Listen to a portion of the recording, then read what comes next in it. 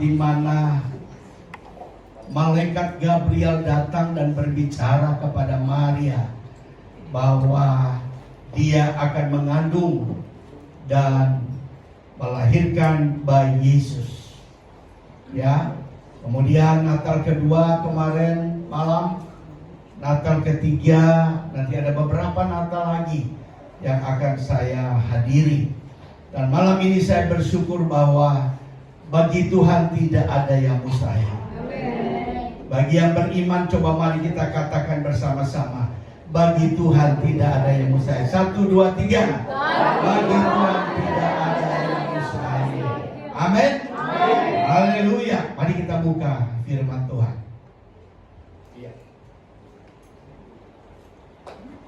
Lukas pasal yang pertama, ayat yang ke-26 sampai dengan ayat yang ke-37.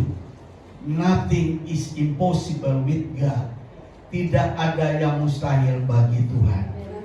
Ya, Lukas 1 ayat 26 firman Allah berkata, dalam bulan yang ke-6 Allah menyuruh malaikat Gabriel pergi ke sebuah kota di Galilea bernama Nazaret kepada seorang perawan yang bertunangan dengan seorang bernama Yusuf dari keluarga Daud. Nama perawan itu adalah Maria. Ketika malaikat itu masuk ke rumah Maria, ia berkata, salam hai engkau yang dikarunia, Tuhan menyertai engkau. Maria terkejut mendengar perkataan itu lalu bertanya di dalam hatinya, apakah arti salam itu? Kata malaikat itu kepadanya, jangan takut hai Maria, sebab engkau beroleh kasih karunia di hadapan Allah. Sesungguhnya engkau akan mengandung dan akan melahirkan seorang anak laki-laki, dan hendaklah engkau menamai dia Yesus. Ia akan menjadi besar dan akan disebut anak Allah yang maha tinggi, dan Tuhan Allah akan mengaruniakan kepadanya takhta Daud bapa leluhurnya, dan ia akan menjadi raja atas kaum keturunan Yakub sampai selama-lamanya, dan kerajaannya tidak akan berkesudahan. Maka kata Maria kepada malaikat itu, bagaimana hal itu mungkin terjadi? Karena aku belum bersuami. Jawab malaikat itu kepadanya, Roh Kudus akan turun atasmu, dan kuasa Allah yang maha tinggi akan menaungi engkau.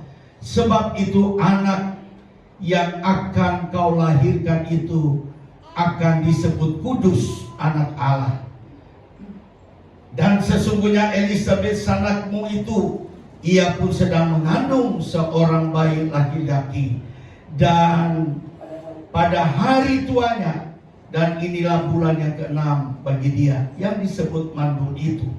Sebab bagi Allah tidak ada yang mustahil.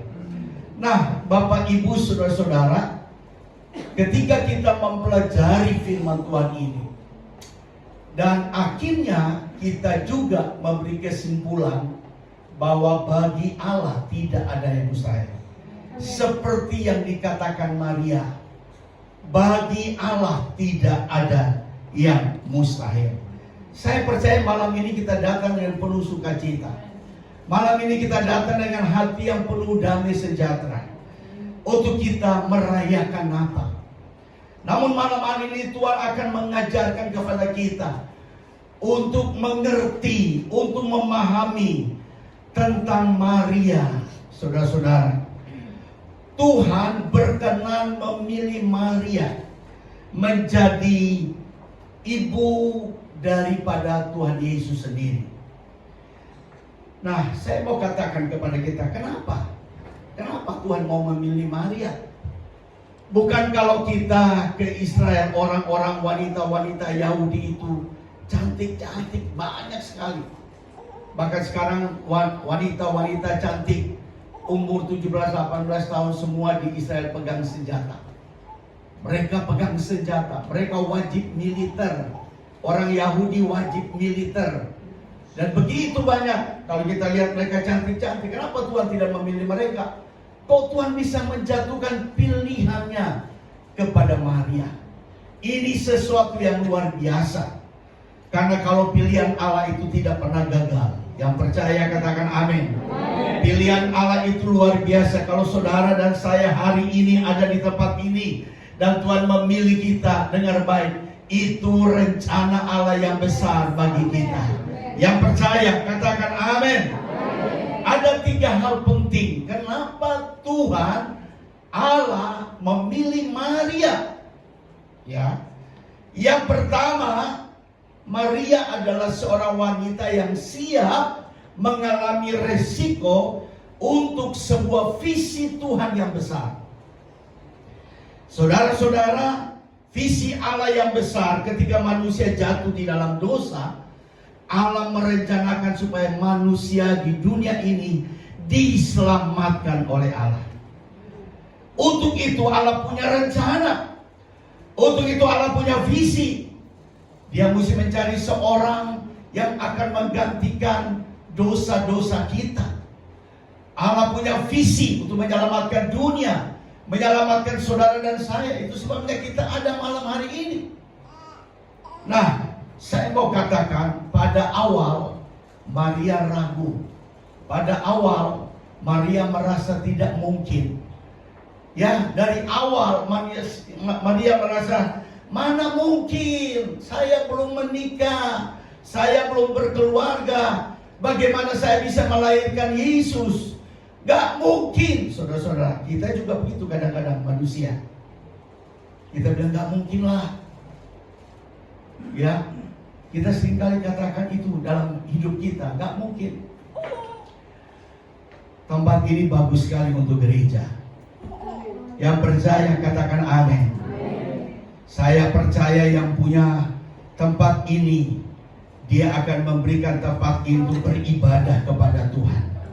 Karena ini rumah Tuhan, saudara-saudara. Sebab Tuhan sudah merencanakan dari awal. Karena saya mendengar kesaksian tempat ini memang dari awal sudah gereja. Tapi beberapa tahun lamanya vakum, saudara-saudara. Dan Tuhan tidak secara kebetulan untuk Hope Impact bisa beribadah di tempat ini. Bapak Ibu tahu kita sudah berpindah-pindah tempat, beberapa tempat. Hotel 88, hotel apa semua. Tapi akhirnya Tuhan menunjukkan tempat ini. Saya percaya dan beritahukan kepada Ibu Heni, bagi Tuhan tidak ada perkara yang mustahil. Kalau Tuhan bilang nanti ini tempat jadi tempat ibadah, Tuhan punya macam cara untuk membukanya. Yang penting kita harus percaya. Amin. Kita semua harus percaya kalau memang ini rumah Tuhan, maka Tuhan punya cara. Karena visi Tuhan adalah di sekeliling kita ini diselamatkan oleh Tuhan. Ada banyak orang di sekitar kita. Mungkin mereka pergi ibadah jauh-jauh, tapi kalau udah orang-orang tua mungkin, ya udah saya cari yang lebih dekat lagi, beribadah yang dekat lagi. Yang percaya katakan amin. Nah, kata Maria, sesungguhnya aku ini adalah hamba Tuhan, jadilah padaku menurut perkataanmu itu. Lalu malaikat itu pergi meninggalkan dia. Di Nazaret ada satu gereja yang sangat besar. Kalau ada yang pergi ke Israel, itulah rumah daripada Maria. Dan di belakangnya itu rumah Yusuf. Kalau Bapak Ibu yang sudah ke Israel, rumah Maria itulah berdirilah gereja yang bernama Kabar Gembira. Kenapa kabar gembira? Karena pada waktu Maria ada di rumah itu, malaikat Gabriel datang dan berkata, Maria, engkau akan mengandung dan engkau akan melahirkan Yesus yang akan menjadi anak Allah yang menyelamatkan dunia ini. Maria waktu itu dia sangat kaget, ya. Dia terkejut ketika berita dari malaikat Gabriel itu kepada Maria di satu kota kecil bernama Nazaret. Ya, saudara-saudara, saya mau katakan bahwa kalau saudara dan saya adalah Maria pada zaman ini, dan tiba-tiba malaikat Gabriel datang dan memberitahukan kepadamu, kamu akan hamil, kamu akan melahirkan bayi Yesus. Mungkin saudara-saudara, kita akan terkejut dan kaget, saudara-saudara. Saya juga belum punya suami. Saya masih bertunangan. Orang bertunangan belum bisa melakukan hubungan seksual. Tapi pada zaman sekarang, pacaran aja sudah melakukan hubungan seksual. Tapi Maria menjaga hatinya. Dia penuh dengan kekudusan. Dia berkata, kalau saya hamil 9 bulan itu lama sekali. Dan ada risiko-risiko bagi orang yang sedang hamil. Orang yang hamil. Dan juga mungkin orang di sekitar Maria, tetangga-tetangga akan berkata, dan mungkin mereka memfitnah Maria, mereka mengolok-olok Maria. Tetapi saya mau beritahukan, kalau rencana Tuhan itu pasti terjadi. Yang percaya, katakan amin. Nah, pada zaman ini apabila seorang gadis perawan hamil tiba-tiba, ya, di sekitar rumah dia cepat ditangkap dan dibawa ke polisi, saudara-saudara. Kalau dia tidak punya suami. Pada zaman dahulu, saudara-saudara, orang Yahudi punya adat. Kalau ada wanita yang belum bersuami itu berzina, maka dia akan dirajam, dilempari dengan batu sampai mati. Nah, Maria takut pada waktu mendengar berita daripada malaikat Gabriel ini. Dia bilang semua resiko ini terbayang dalam pikiran Maria. Tetapi Maria ini seorang yang rendah hati, saudara-saudara, Bapak Ibu. Dan akibat dari rendah hati dia berkata, sesungguhnya aku ini hamba Tuhan. Jadilah padaku menurut perkataanmu. Jadi saudara-saudara, Maria yang tadi berkata tidak mungkin, tapi akhirnya dia berkata mungkin. Karena kandungan itu bukan berasal dari hubungan seksual, bukan. Kandungan itu berasal dari Roh Kudus. Sehingga dia percaya kuasa Roh Kudus menaunginya. Dan dia akan melahirkan seorang bayi yang menyelamatkan dunia ini. Sekarang kita melihat dunia penuh dengan kegelapan. Dunia penuh dengan goncangan-goncangan. Dunia penuh dengan masalah-masalah. Ya, dunia berada dalam kegelapan dan kekelaman. Dosa makin bertambah-tambah. Dengar, dunia bukan makin hari makin baik. Dunia makin hari makin jahat. Kejahatan-kejahatan di mana-mana terjadi hari-hari ini. Saudara-saudara, kita sedang berada pada akhir zaman. Peristiwa air bah, ya, seolah air bah datang di Sumatera, di Aceh, Sumatera Barat, Sumatera Utara. Sudah 800 orang meninggal. Sudah ada ribuan orang yang dibawa oleh air itu dan belum ditemukan, saudara-saudara. Saya mau beritahukan, Tuhan sedang mengingatkan kepada kita seperti zaman Nuh. Itu sebabnya kita harus berhati-hati. Kita harus serius. Kita harus sungguh-sungguh mengasihi Tuhan. Kita tidak boleh main-main. Kita harus bersiap-siap. Kita harus berjaga-jaga. Karena waktu kedatangan Yesus sudah semakin singkat. Nah, saudara-saudara, hal ini membuktikan Maria seorang hamba Tuhan yang humble, seorang hamba Tuhan yang rendah hati. Dia tidak menolak visi Allah, karena Allah yang memilih dia. Jadi saudara-saudara, visi Allah adalah visi untuk menggenapi kehendak Allah untuk menyelamatkan manusia. Maria harus menanggung, siap menanggung resiko apapun dalam dirinya. Saudara-saudara, kita juga begitu sebagai orang percaya. Setelah kita percaya, kita juga mendapat visi dari Tuhan. Visi Tuhan itu apa? Seisi keluarga kita diselamatkan oleh Tuhan. Amin. Allah datang menyelamatkan keluarga. Keluarga itu penting di hadapan Tuhan. Jangan kita biarkan keluarga-keluarga kita binasa. Tapi selagi masih ada kesempatan, mari kita bersaksi, mari kita berdoa kepada mereka. Baik keluarga-keluarga kita diselamatkan. Jangan ada yang binasa, tapi semuanya akan masuk surga yang mulia. Yang percaya katakan amin. Maria menyadari bahwa Allah telah memilih dia sebagai orang tua dari Yesus. Sehingga sebagai seorang hamba ia harus bersedia memikul tanggung jawab yang Bapa berikan kepada dia. Kita juga begitu, saudara-saudara. Tuhan memberikan kita tanggung jawab yang besar. Tanggung jawab bukan untuk diri kita sendiri saja, tapi tanggung jawab untuk keluarga kita juga yang belum mengenal Yesus sebagai Tuhan dan Juru Selamat. Tanggung jawab buat orang-orang yang ada di sekitar kita ini, sehingga mereka juga dapat diselamatkan oleh Tuhan. Walaupun itu memang berat, saudara. Kadang-kadang orang berkata, aku gak sanggup, aku gak bisa, aku gak mampu. Saya mau katakan sama seperti Maria. Ketika Maria menerima berita dari malaikat itu, dia merasa malu. Tetapi itu yang dia lakukan. Dia menerima visi Allah, visi Tuhan. Walaupun ada banyak hinaan, walaupun ada banyak olokan, fitnahan banyak orang kepadanya, tetapi dia percaya bahwa dia akan bersedia untuk menjadi alat bagi kemuliaan Tuhan. Amin. Kita semua juga harus siap menjadi alat bagi kemuliaan Tuhan. Itulah hati Tuhan bagi kita. Kita harus sungguh-sungguh mengasihi Tuhan. Di tengah situasi krisis, kondisi apapun kita sedang hadapi, kita harus seperti Maria, bahwa apapun yang sedang terjadi dalam hidup saya, mungkin kita punya masalah berat, kita mungkin sedang sakit, kita mungkin sedang punya persoalan, pergumulan, beban-beban yang berat, dan itulah Tuhan izinkan kepada kita bagaikan sebuah proses Tuhan bagi orang-orang yang percaya dan beriman kepada Tuhan. Amin. Kita tidak boleh lari dari proses Tuhan.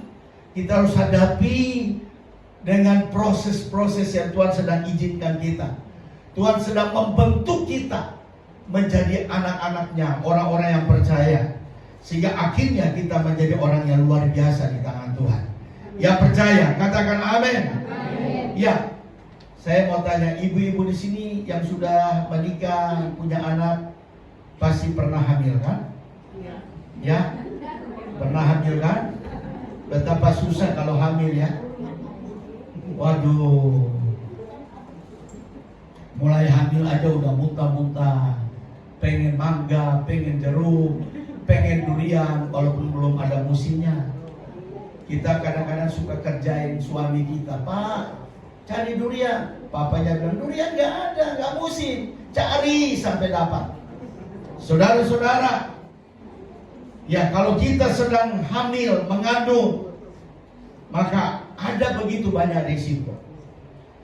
Karena saya tahu orang yang hamil di atas 35 tahun itu banyak risikonya.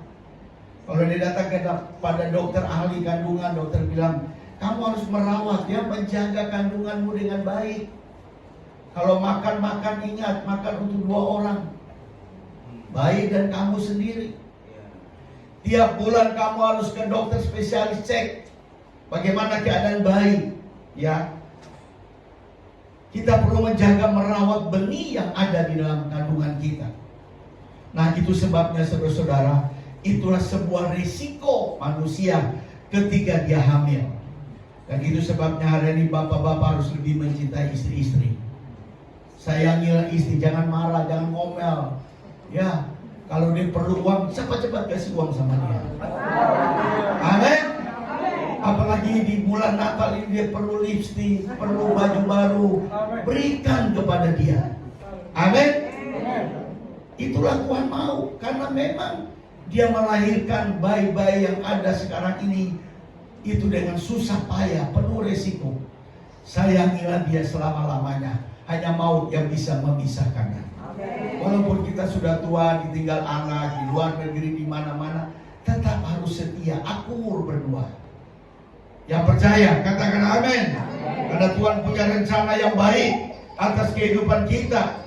Karena di Indonesia masih ada banyak kematian ibu dan anak. Ya, itu sebabnya dengar baik. Ikut Tuhan, pasti ada risiko. Yang percaya, katakan amin. Kadang-kadang Tuhan izinkan masalah, penderitaan. Ya, kita kadang-kadang mulai menggerutu, mengomel. Oh, kenapa ini ya? Saya ikut Tuhan kok jadinya begini. Ya, ikut Tuhan itu kita harus keluar dari zona nyaman, saudara-saudara. Bukan ikut Tuhan tuh enak-enak, senang-senang terus. Tidak. Ikut Tuhan itu kita harus pikul salib. Salib artinya penderitaan. Kalau mau jadi orang Kristen harus siap menderita karena Kristus. Yang percaya, katakan amin. Itulah resiko-resiko yang kita hadapi selama kita masih ada di dunia ini. Selama kita masih ke gereja, selama kita melayani Tuhan, pasti ada tantangan, pasti ada penderitaan, pasti ada kesulitan-kesulitan yang datang dalam hidup kita. Itu yang saya sebut pikul salib dalam mengiring akan Tuhan. Jangan kita menjadi orang Kristen yang ketika ada tantangan dikit tidak mau ke gereja, ketika ada pencobaan, ketika ada masalah, ketika ada sakit penyakit, ketika kita ada kesulitan hidup, ya, mungkin sekarang kita sedang krisis ekonomi, krisis keuangan, ya, kita kadang-kadang kecewa dan tidak mau ke gereja. Saya berdoa supaya tempat ini akan dipenuhi dengan jiwa-jiwa yang haus dan lapar akan Tuhan. Amin. Yang penting kita tetap beriman, yang penting kita tetap cari Tuhan. Yang penting jangan meninggalkan ibadah, yang penting jangan meninggalkan pelayanan. Semakin akhir zaman ini kita semakin dekat dan mengasihi Tuhan. Yang percaya katakan amin. Di tengah-tengah badai apapun, di tengah-tengah goncangan apapun, saya mau beritahu kita harus tetap setia kepada Tuhan. Kita harus tetap percaya, maka kita tetap berdiri kuat, kokoh di hadapan Tuhan, karena Tuhan sangat mengasihi kita. Yang percaya katakan amin. Tuhan sangat mengasihi saudara dan saya. Mari yang kedua kita lihat, kenapa Maria dipilih oleh Tuhan. Yang kedua kita lihat, Maria dipilih oleh Tuhan karena Maria mengetahui rencana Allah melampaui kemampuannya. Saya mau katakan hari ini, manusia itu terbatas. Kemampuan kita terbatas. Kekuatan kita juga terbatas. Ya, saudara-saudara, makin kita bertambah usia, kekuatan kita memang makin terbatas. Saya kalau pergi ke Israel, itu naik ke Gunung Sinai, naik Ota dulu, naik ke Gunung Sinai, udah 7 kali. Naik turun jalan. Tapi sekarang ini makin usia, saya gak naik-naik di Gunung Sinai, saudara-saudara. Saya bawa banyak orang kemarin, mereka semua naik, orang-orang tua naik Gunung Sinai. Tapi saya duduk di hotel saja. Dan saya bilang, biarlah kamu yang belum naik, naiklah ke Gunung Sinai. Berdoalah seperti Musa ketika berdoa di atas Gunung Sinai, saudara. Dan ada kemarin saya bawa tuh ada yang 78 tahun. Saya bilang, ibu temanin saya aja di hotel, jangan naik. Dia bilang, tidak, saya udah doa dari rumah, pokoknya saya mesti naik ke gunung Musa, saudara. Dia naik turun dengan baik. Yang muda-muda naik di tengah jalan turun, katanya udah gak kuat, saudara. Saya berdoa supaya satu kali kelak semua kita akan, ya kalau ada uang, ada berkat, kita pergi ke tanah perjanjian. Yang percaya katakan amin. Nah, ayat 34, Maria berkata kepada malaikat itu, bagaimana hal itu mungkin terjadi? Karena aku belum bersuami. Karena Maria tahu kemampuannya terbatas. Tetapi dengar, kemampuan Tuhan tidak pernah terbatas. Kadang-kadang kalau kita melayani banyak masalah, kita bilang aku gak sanggup. Tapi Tuhan bilang aku sanggup. Aku akan memberi kuasa kepadamu. Aku akan menolong kamu. Ya, banyak teman-teman saya melayani Tuhan putus di tengah jalan, karena gak kuat. Tapi kita semua harus menjadi orang-orang yang kuat, yang percaya katakan amin. Dengar baik, visi Allah untuk keselamatan dunia ini tidak bisa dibatalkan oleh manusia. Ketika utusan Allah itu datang kepada Maria, maka respon Maria adalah bagaimana hal itu mungkin terjadi. Karena memang dia merasa dia nggak mampu, dia nggak sanggup untuk melaksanakan visi Allah yang besar itu. Apa yang Maria katakan itu memang benar. Itulah menunjukkan bahwa kemampuan manusia itu sangat terbatas. Saya kadang-kadang kalau melayani Tuhan, saudara-saudara, saya berkata, Tuhan, saya nggak mampu, Tuhan. Saya terbatas. Saya minta kemampuan Tuhan, tolong saya. Nah, kalau saya bisa melayani Tuhan dengan baik, maka saya sadar bahwa saya tidak ada apa-apa. Tuhan yang menolong saya, Tuhan yang menyertai saya. Kalau kita pernah di pekerjaan Tuhan, kita bilang oke, gak apa-apa, saya mampu, saya sanggup, saya bisa melakukan semuanya, maka kita membanggakan bahwa kemampuan kita bukan kemampuan Tuhan. Tapi semua kita yang terlibat dalam pekerjaan Tuhan, sadarilah bahwa kemampuan kita terbatas. Kita tidak bisa berbuat banyak tanpa Tuhan. Kita perlu menghadirkan Tuhan dalam hidup kita, sehingga kita bisa melayani Tuhan dengan baik dan benar. Amin. Amin. Haleluya. Kemampuan Tuhan tidak pernah terbatas. Itu sebabnya Tuhan mengajarkan kepada kita, andalkanlah Tuhan saja. Jangan andal kekuatan manusia. Saudara-saudara, tempat ini juga bisa dibeli. Heni? Amin, Heni. Kalau kita mengandalkan Tuhan. Amin. Itu cara Tuhan. Ya. Tiba-tiba nanti ada orang, saya punya teman-teman banyak sekali, tiba-tiba bisa dapat gedung ibadah yang bagus, luar biasa. Dia banyak doa, dia berpuasa, bawa jemaat doa, nangis sama Tuhan. Tiba-tiba ada pengusaha datang, udah tanya harga berapa, dia langsung bayar. Pakailah tempat ini untuk ibadah. Itu salah satu cara Tuhan. Yang percaya katakan amin. Bagi Tuhan tidak ada yang mustahil. Yang percaya katakan amin. Nothing is impossible with God. Bagi Tuhan tidak ada perkara yang mustahil. Kalau kita imani, kalau kita percaya, Tuhan punya rencana yang besar. Karena tempat ini dipakai sebagai rumah Tuhan, rumah yang melayani jemaat, rumah yang diberkati oleh Tuhan. Saudara-saudara, ingat dalam merayakan Natal malam ini, apa yang menurut manusia tidak mungkin, tapi bagi Allah itu mungkin. Apa yang menurut manusia mustahil, tapi bagi Allah tidak ada yang mustahil. Apa yang menurut orang dunia tidak mungkin, tapi bagi orang percaya tidak ada yang mustahil. Amin. Saya percaya itu, saudara-saudara. Pada waktu pertama kali di Cakung, ya, ini masih ada. Dia ini hamba Tuhan yang paling setia ikut saya sampai hari ini. Banyak tantangan, banyak masalah, pelayanannya banyak, godaan, tapi dia setia, dia berdiri tegak sampai hari ini. Karena imannya kepada Tuhan. Pada waktu orang buka penjualan ruko, maka kita sama-sama berpikir, ayo kita bagaimana cara untuk cari uang beli ruko ini. Satu ruko pada waktu itu 400 juta lebih, masih murah sekarang. Ruko sekarang udah MM. Dan akhirnya apa? Uang yang ada di kas gereja itu minim. Tapi uang yang ada di tabungan saya, waktu itu kan saya praktek cari uang banyak lah, itu ada sekitar 40 juta. Dan saya kasih itu buat sulung kepada developer. Ini saya ada uang 40 juta saya kasih. Kemudian akhirnya punya nego, dia bilang udah untuk gereja, oke lah, gak apa-apa. Bapak sanggup cicil berapa kali? Saya bilang saya cicil 3 tahun. Ya, dan satu kali cicil itu 10 sampai 20 juta. Pada waktu itu gereja kita kecil, saudara-saudara. Tapi karena punya kerinduan supaya kita punya tempat ibadah sendiri, dan sampai sekarang tempat itu kita udah lunas berapa puluh tahun, dan kita bisa pakai ibadah sampai hari ini. Milik sendiri, saudara-saudara.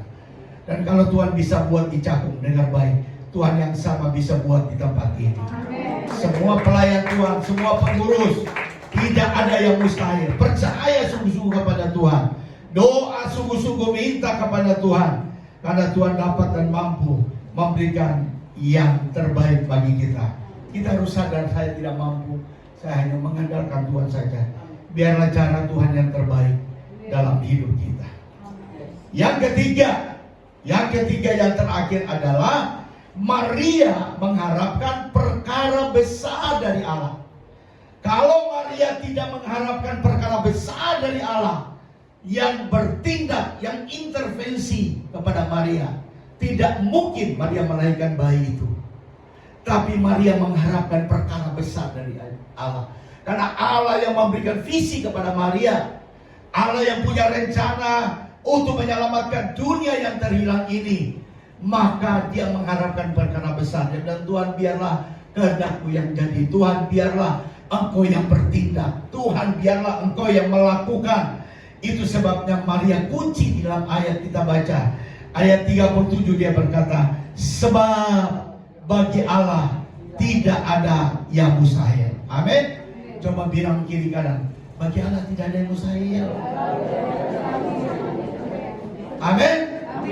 Kalau kita sakit, Tuhan sembuhkan. Amin. Kalau kita tidak ada uang, Tuhan kasih uang. Amin.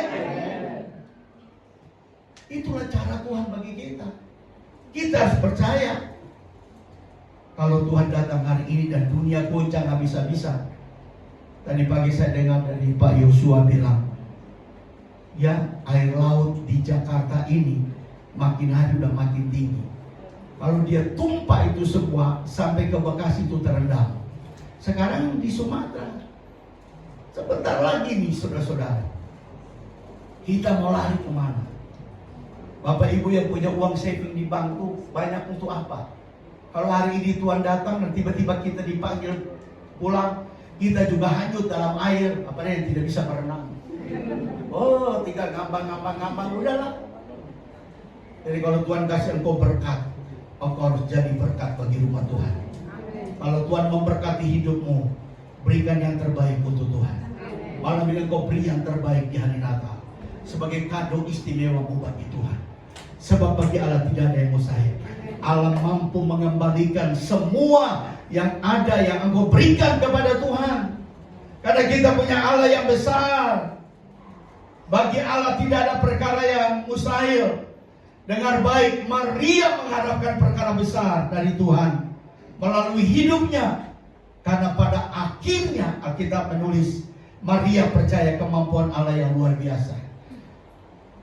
Tuhan ingin melakukan perkara-perkara besar, perkara-perkara ajaib, perkara-perkara heran. Itu yang namanya mujizat dalam hidup kita. Dan mujizat Tuhan masih ada sampai hari ini. Karena Yesus tidak pernah berubah, dulu, sekarang, sampai selama-lamanya. Kalau kita percaya, kita andalkan Tuhan, jangan berkata, aduh saya nggak sanggup. Banyak orang tuh suka lemah imannya. Saya nggak sanggup, saya nggak mampu. Pak, saya nggak bisa worship leader. Saya nggak bisa melayani, Pak. Tuhan bilang begini, bersama aku kamu bisa. Amin. Bersama Tuhan kita bisa. Kenapa banyak perkara besar, perkara ajaib, mujizat tidak terjadi dalam hidup kita? Karena kita kurang percaya. Karena kita ragu-ragu. Orang yang kurang percaya, dia tidak akan bisa mengalami mujizat setiap hari dalam hidup ini. Setiap hari hidup kita harus penuh mujizat. Ada mujizat yang Tuhan kerjakan setiap hari dalam hidup kita. Ya. Jadi apapun yang Tuhan tugaskan kepada kita untuk melayani, maka kita harus percaya kepada Tuhan. Karena kita dapat melakukan dengan Tuhan. Saya percaya Tuhan mengenal potensi ilahi yang ada dalam diri kita. Semua kita punya karunia. Semua kita punya kemampuan. Semua kita punya potensi yang besar dari Tuhan. Itu sebabnya kemampuan Tuhan lebih besar dari kemampuan kita. Kalau kita mengandalkan kemampuan Allah, kuasa Allah, otoritas dari Tuhan, maka sesuatu yang besar akan terjadi. Saudara lihat Musa. Musa seorang hamba Tuhan yang luar biasa. Tuhan panggil dia, Musa, bawalah orang-orang Israel dari Gosen ini ke tanah perjanjian, tanah Kanaan. Awalnya Musa bilang, aku gak bisa Tuhan, kasih orang lain aja. Tapi Tuhan bilang, aku pilih kamu. Tuhan pilih Musa. Dan Musa melangkah masuk tanah Kanaan dengan penuh mujizat. Ketika laut terberau, di belakangnya ada tentara Firaun. Di depan laut, di samping ada gunung-gunung. Apa yang dia buat? Tuhan bilang, lakukan mujizat. Dia ambil tongkatnya, dia pukul laut terberau, tiba-tiba terbelah. Dia menyeberangi dengan bangsa Israel dan mereka selamat. Tentara Firaun di belakang semua tenggelam dan mati. Power, penuh kuasa, penuh otoritas. Yang percaya katakan amin. Di padang gurun yang tandus itu tidak ada air. Dia pukul air, gunung batu, air itu keluar dan mereka minum. Pada waktu udah nyebrang laut Teberau, tiba-tiba mereka semua haus bangsanya. Yang mereka temukan adalah Marah, sumur yang di dalamnya air pahit. Musa mengambil sebatang tongkat kayu kalau kita baca, kemudian dia lemparkan ke dalam sumur itu. Tiba-tiba air berubah menjadi manis, pahit menjadi manis. Mereka minum. Itu mujizat. Kemudian mereka berjalan lagi kira-kira 3 kilo, begitu mereka ketemu 12 mata air. Air yang mengalir dengan luar biasa. 70 pohon korma yang sedang berbuah dengan lebat. Bangsa Israel makan. Itu yang saya bicara tentang kelimpahan. Susah dulu baru ada kelimpahan. Amin. Menderita dulu, pikul salib dulu, baru kita ada kelimpahan. Kelimpahan korma dan 12 mata air itu berbicara tentang apa? Berkat Tuhan yang besar yang Allah sediakan bagi kita. Kalau kita bisa keluar dari masalah-masalah, maka Tuhan sudah menyediakan berkat Tuhan yang besar bagi kita. Amin. Saya berdoa biarlah kita terus percaya bahwa Allah sampai hari ini masih sanggup dan bisa melakukan hal-hal besar bagi kita semua. Jadilah seperti Maria. Ibu-ibu yang ada sini, jadilah seperti Maria. Maria itu luar biasa. Dia orang yang dipilih Tuhan. Tuhan juga bisa memilih Maria pada akhir zaman ini. Dan Tuhan akan pakai kita menjadi alat bagi kemuliaan Tuhan. Tuhan memberkati kita semua. Haleluya. Mari kita semua bangkit.